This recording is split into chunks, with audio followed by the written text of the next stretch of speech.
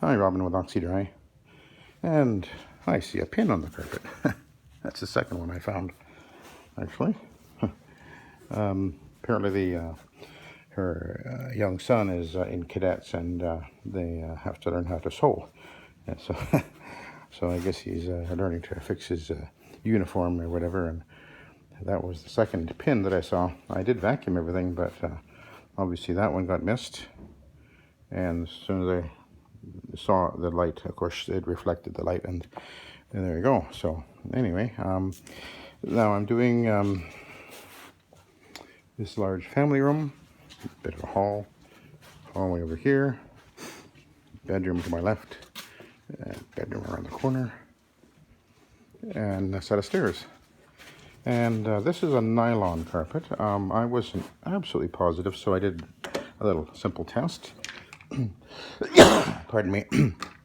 What I did is I took a yarn. There was actually a lot of sprouts on this carpet, and I was cutting those off as I was going. And pardon me, seemed to have a tickle. Anyway, I took a yarn off the carpet, and I put it in some water, and within a couple of minutes it sank. And it will do that if it's nylon, and as opposed to if it was olefin, it would float, because olefin is when they make the olefin yarn, the fiber, it's kind of puffed up with air, and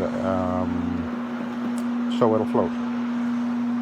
It also absorbs very little water, whereas the nylon will absorb moisture, and then of course it sinks. So I just wanted to just double check. I wasn't quite sure whether or not I had a nylon or olefin. Not that it matters how I clean, actually, because either one cleans just fine with the Oxy-Dry process using our set method, which is soil extraction transfer technology, and it cleans just wonderful with this, as you can see.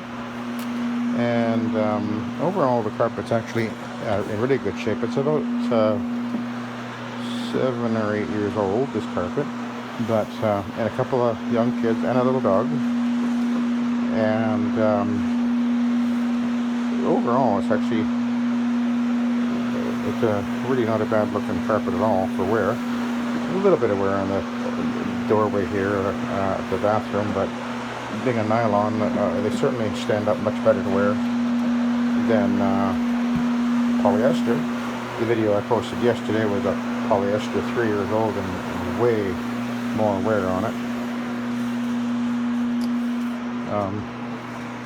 It's kind of interesting, the carpet manufacturers and the stores that are selling carpet will try to convince people, oh, polyester is fine, it wears just as good, if not better, than nylon, and that's just, well, we as carpet cleaners, we certainly know that's not true, but we get to deal with that every day. Overall, the carpet doesn't appear to have much in the way of visible soiling, no obvious traffic lanes, hardly ever, or anywhere, but it does have a lot of spots on it, although they're not very visible, and they're kind of really muted looking spots. And she did tell me that she's been cleaning the carpet herself with she got a little Hoover machine. She must be really rinsing well, because there's no obvious buildup of residue in the carpet, but one of the effects that I will often notice is when someone has been cleaning the carpet themselves is that stains don't necessarily seem to come out completely, and kind of leaves a almost a blurry, faint version of the stain that will remain after the fact. So for that reason, although the carpet is overall, as I said, looks really darn good, there's quite a few of these kind of blurry looking spots. You can see a series of them right here, and so I'm going to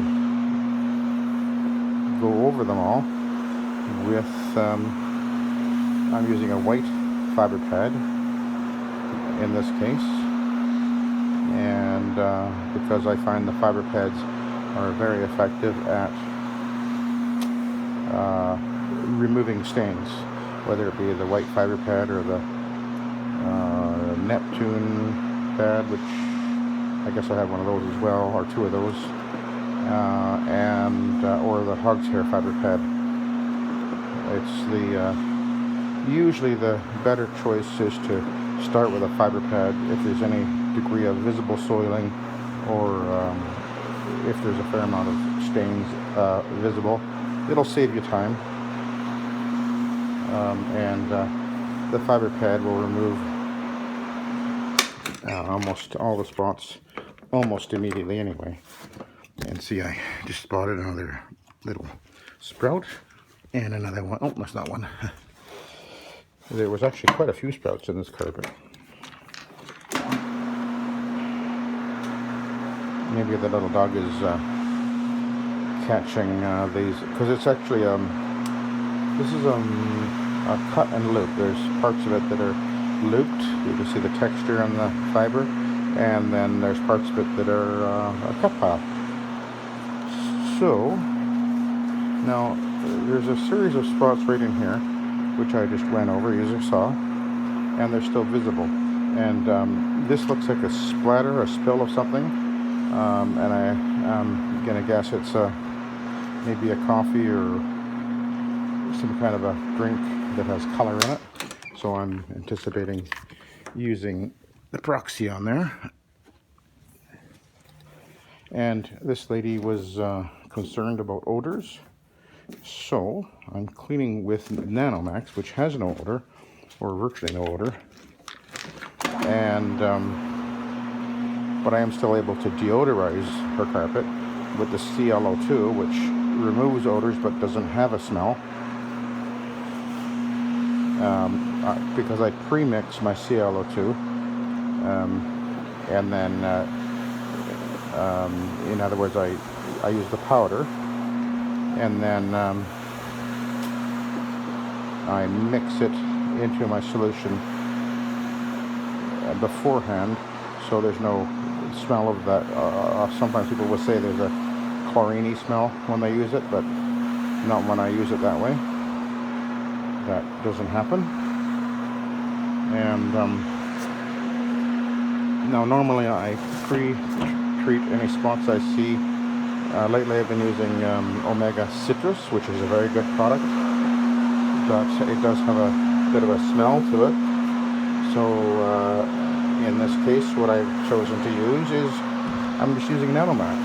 I've got it in a figure sprayer here, actually a NanoMAAX bottle, and I put there's 2 ounces in here, so that works out to about 8 ounces per gallon. So it's pretty concentrated, and so I've pre-treated all the spots with the NanoMAAX. And my wife actually uses, I gave her, she always has a bottle of this on hand in the laundry room, because she uses the NanoMAAX as her laundry spotter, and she says there's nothing she's ever used that has worked as well as that. It takes out virtually every spot, including if there's any blood or whatever. She just pre-treats that, puts it in the washing machine.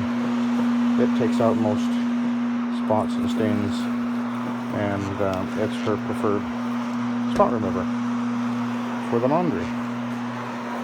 And of course, NanoMAAX is a unique product because it does use a technology where the molecular size of the plant-based, it's 97% food-grade plant-based ingredients with a health rating of 0, and pH is neutral, and it has a technology where the size of the molecular structure of the I guess you call it the emulsifier is smaller than is typically found for most cleaning products, and so it has the ability to penetrate and emulsify more effectively, and so we're able to get very good cleaning power without having to go to using, say, a high pH or any kind of a toxic product like ammonia or things like that. And it just works extremely well. And as I say, it has a health rating of 0.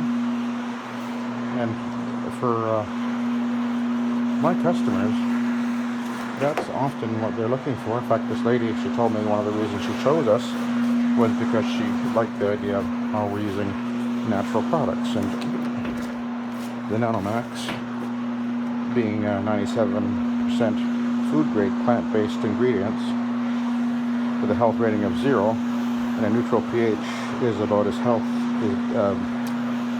about as natural as you can get. Water has a health rating of 0, so you can't do any better than that. So I am, as you see, just doing a pre-scrub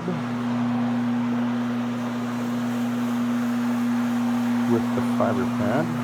There's something weird right there. Let's stop and take a look.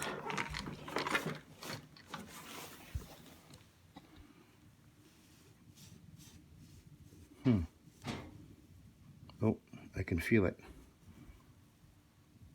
I bet that's slime. I can feel it. It has a real slimy texture to it, or some kind of glue. I'll probably have to use the steamer on that. I'll ask the customer if she knows what that is, but that felt like slime.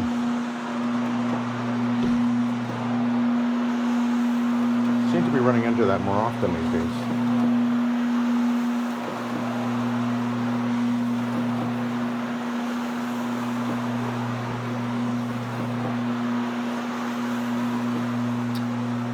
So,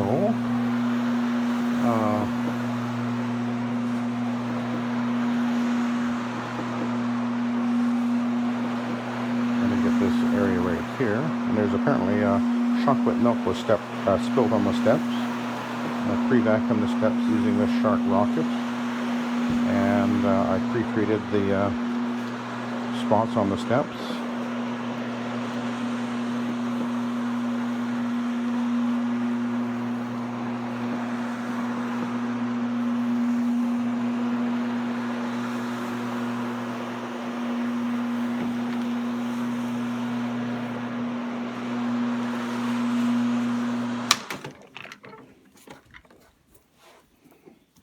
The slack here.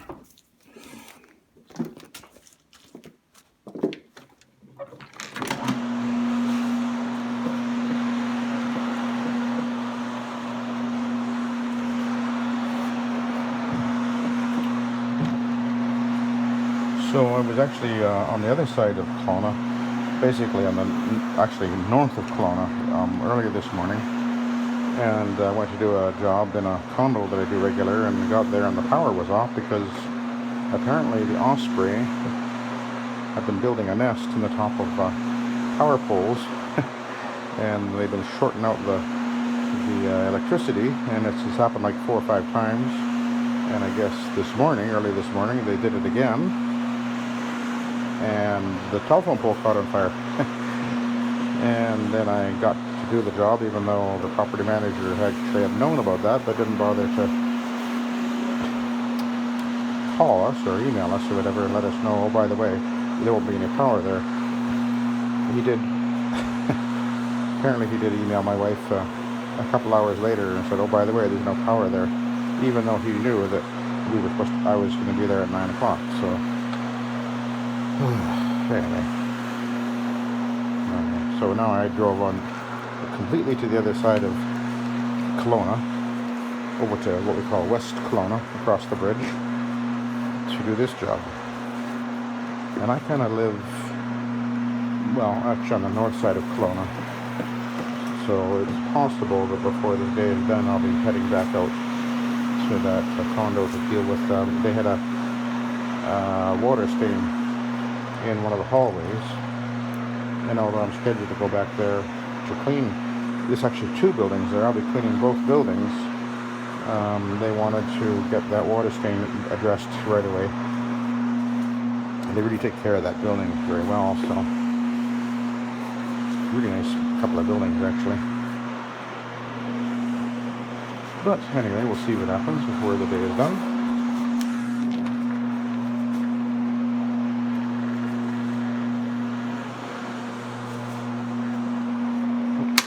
Let's see what the sprout.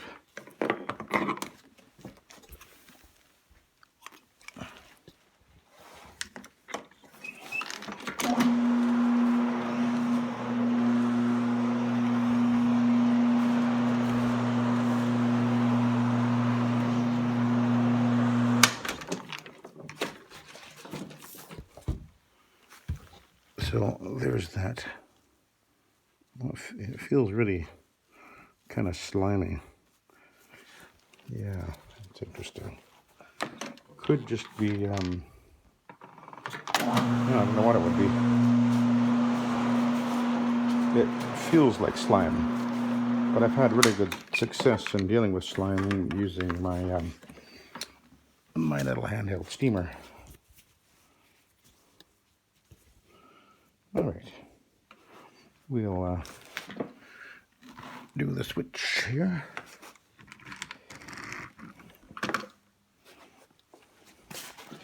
And I'm going to go get my proxy.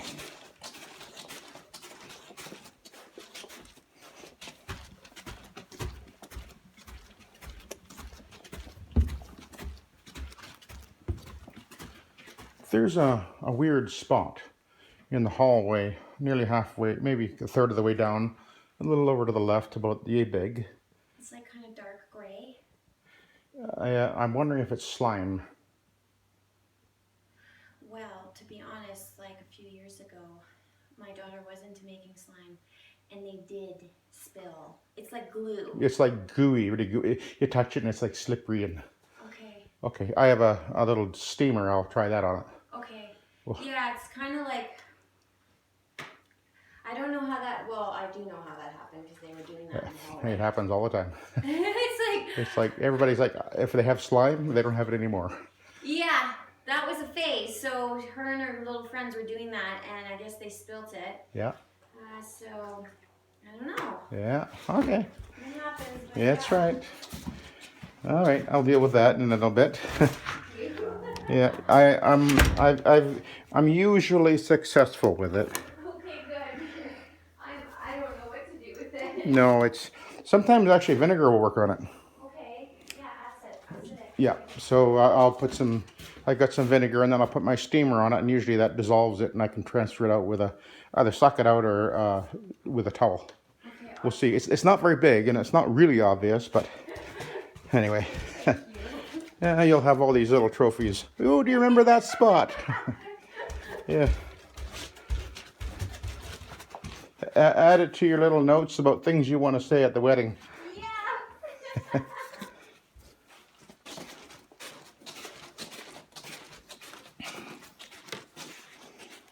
Okay. Where are we at here? Put my scissors away. And I'm going to get rid of my NanoMAAX. I'll just put it over here. I don't think I need that. And so now we're using the Ironman pad, of course.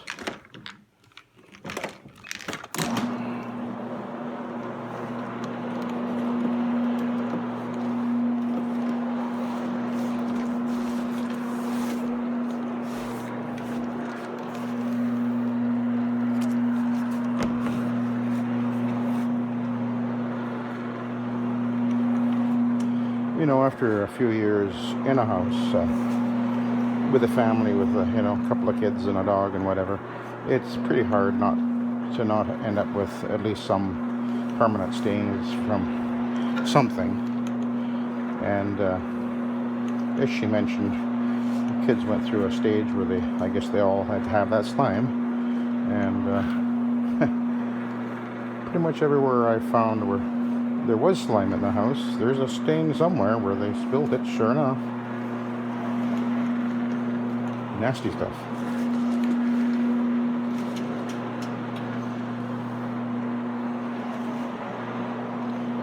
but I will try to address that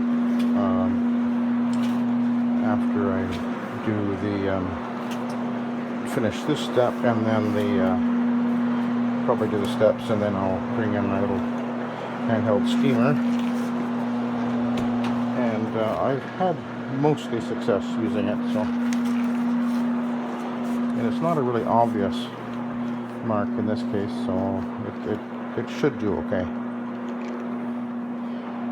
So now I'll work my way across the carpet, and of course I'm constantly scanning the carpet now as I'm running the machine, and that light is able to, it really does help me to see what's happening on the carpet. It really evens things out. And this machine, of course, is doing 360-degree cleaning passes per second on the carpet.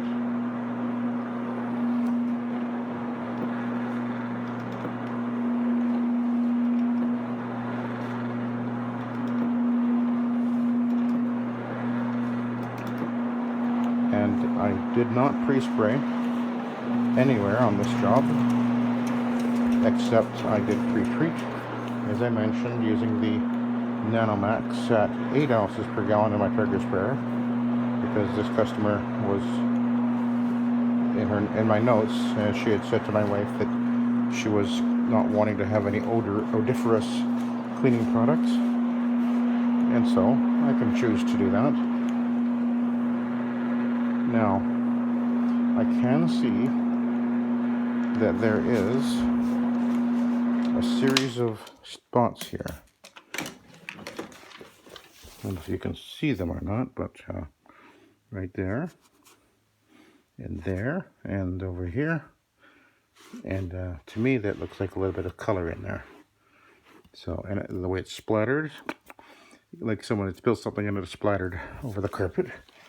So, it has a little bit of a brownish tint to it. So we're going to hit it with the proxy.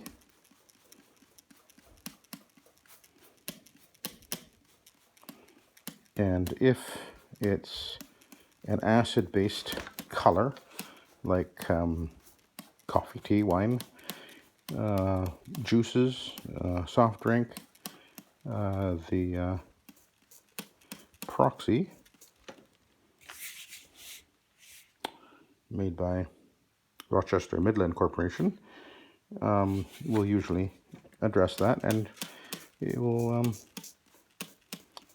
fade away within the next couple of hours.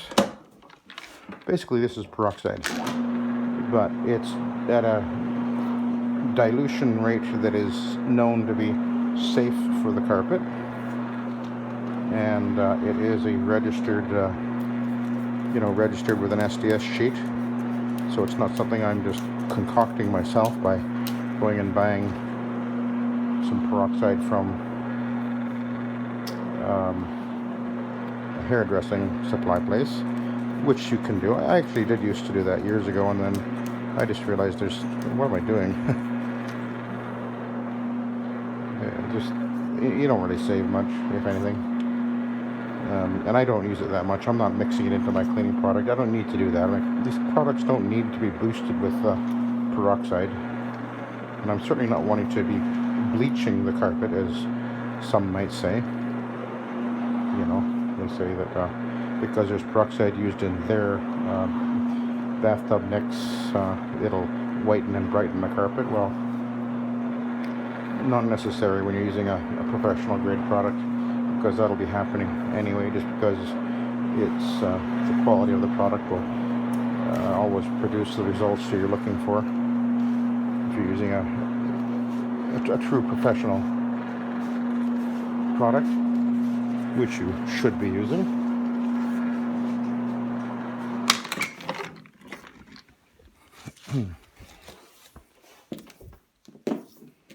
And the ClO2, which is an oxidizer, is going to be having a brightening effect anyway, and I'm using it at about 500 parts per million normally when I clean.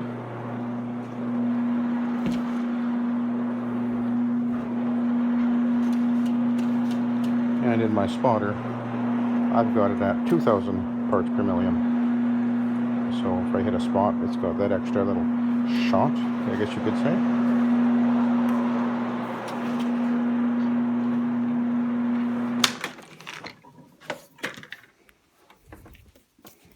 And you can see this carpet is looking just fantastic, actually. I mean, it didn't really look bad before, but now, I mean, just looking at it, I can really see, I mean, that's nylon for you. It just really pops. And the shine comes back to it, and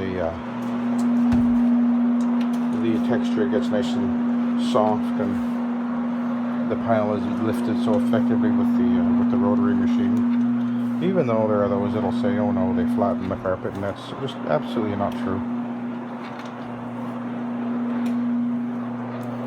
One of the more common comments I get from people is they're just amazed at how much the pile has been lifted and restored after I clean the carpet. Because with the rotary, with the right attachments on the carpet, or on the machine, is very effective at lifting and separating the yarn and leaving it in a perky position. Is that a good word? Okay, now there is a stain right just to the right of the machine here. A tiny little dark spot. It looks like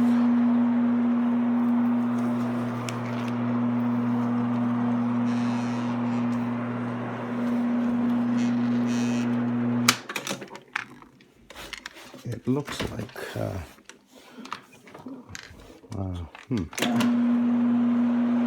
looks like I might have to use a little bit of VDS on there.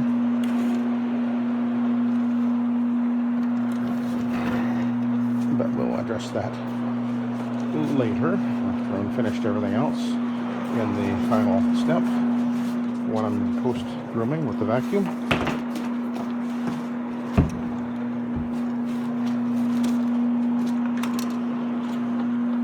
Okay, 27 minutes now.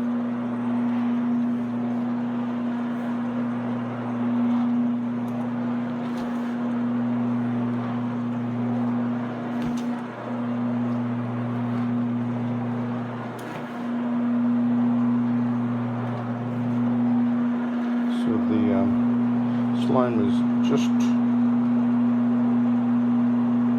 where is it? Just over there. Interesting stuff, that. I think one of the main ingredients in it is Elmer's glue. That white glue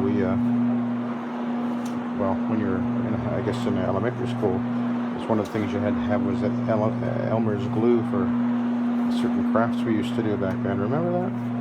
I did anyway.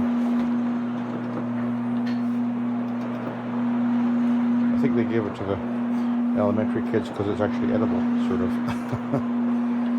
Yeah.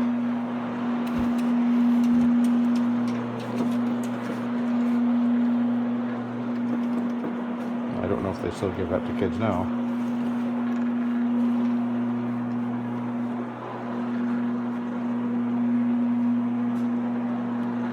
Oh,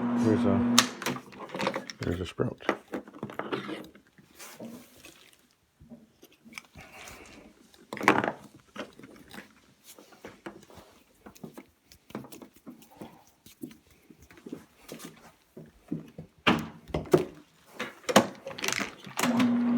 So we'll go around the corner here.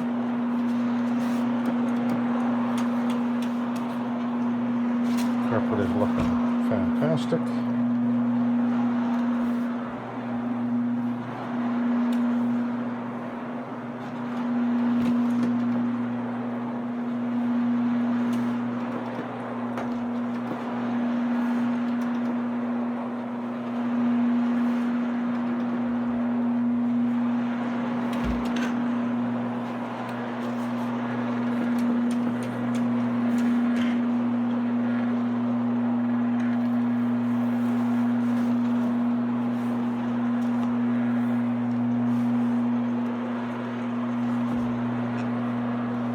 to get under the desk there by hand.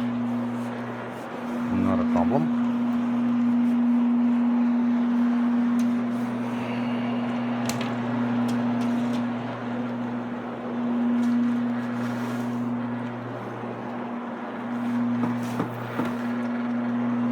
So I'm almost done.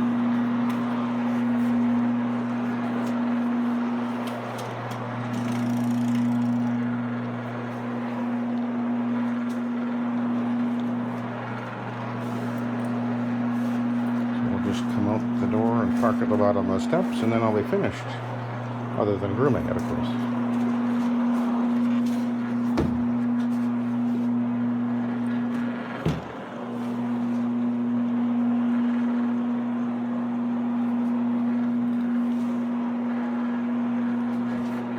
Okay. Well, let's have a look at the pad.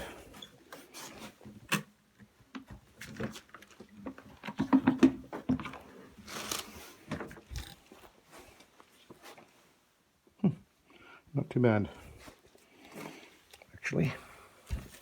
So anyway, thank you for watching, and have a great day.